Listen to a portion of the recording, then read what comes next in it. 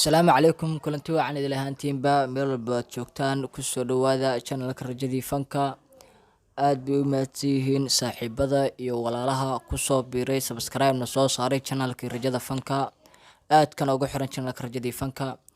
channelka rajadii fanka sidaan hore idinkugu sheegnay marar badan waxaad kala socon doontaan barnaamijyo kala duwan oo u badan arrimaha fanka, fanaaniinta qaybta ka ah soo nooleynta rajadii fanka Soomaaliyeed, sidoo kale abwaanada, majaajilistayaasha, youtuberska bulshada ku madadaaliya waxyaabaha aad ku wanaagsan. intaba ayaad halkan kala socon doontaan sida dhammaantiin hore u wada ogsoonoodeen.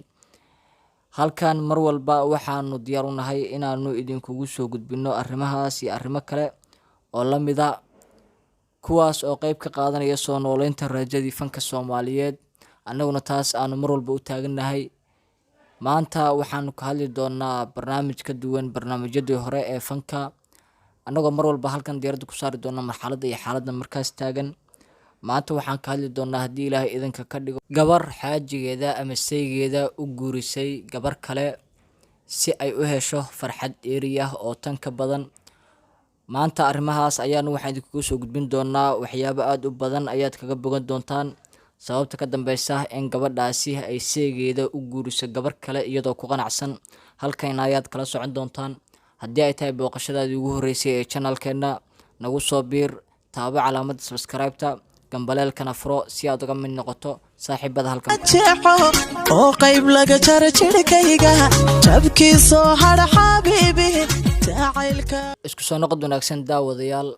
haddaba dhammaanteen sidaanu wada ogsoonnahay ama aan la wada soconno, gabdhaha Soomaaliyeed ayaan badi waxaan looga baran dhaqamada noocaan ah iyo in ay saygeeda ama xaajigeeda ay iyadoo ku kalsoon kuna qanacsan gabar kale u ogolaato amaba inuu guursado amaba ay barto si reer aad u wanaagsan ay u dhisaan.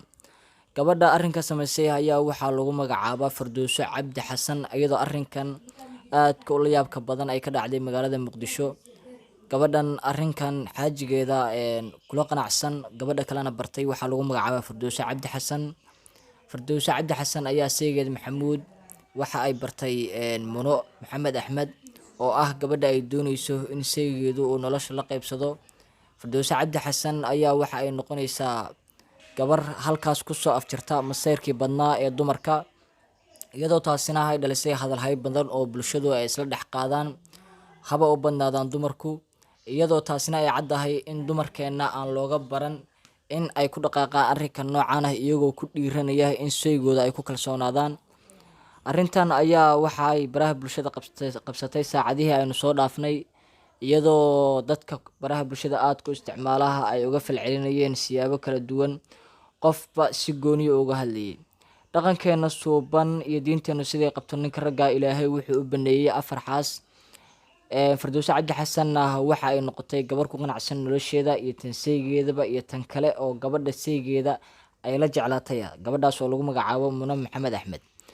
Maxamuud ayaa waxa uu dareemayaa farxad aad u wanaagsan isagoo ku dareemaya noloshiisa in uu haysto xaajiyad ku karab taagan nolol walba oo isagu doonayo. sideedana waxaa wanaagsan dumarkeenuna aan u wanaagsaneen.